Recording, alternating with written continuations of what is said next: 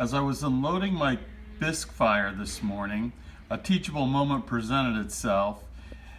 These are guard cones, witness cones. This is an O3 cone, O4 cone, O5 cone. O3 melts at a lower temperature. O4 melts at the right temperature for a bisque fire. If you notice, here the tip is bent, it melted a lot. Here, the tip melted and just touched the kiln shelf. These were on the very top of the kiln. And then O5 is if you overfire. So that was on the very top of the kiln. This set of cones was on the middle shelf. Again, the O3 melted at the right temperature. It melted a lot.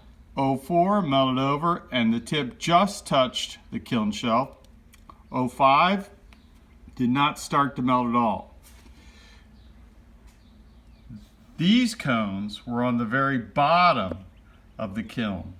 This is the O3 and it's just about touching the kiln shelf. This is the O4 cone. It melted, but it didn't fire quite enough. So I know the pottery fired to O4, but I know that bottom segment of the kiln is running a little cool. The O5 didn't go at all. Now, the reason this is important is last fall, I had to replace the thermocouple in my kiln, and I was firing to cone 6 to get my glazes to run the right way, and now I only have to go to cone 5 because the thermocouple is reading a lot more accurate. The way you keep track of that is with a kiln log. And this is my kiln log. It's a handmade book. I couldn't find what I wanted, so I made it. And this is the firing I just did.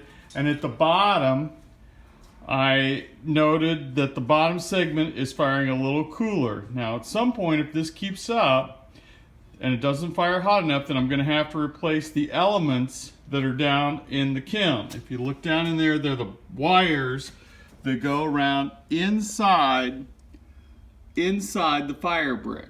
And when I say segments, if you notice, there are 3 segments to the kiln and the computer controls all those segments. So that's one of the things you have to be aware of when you're firing.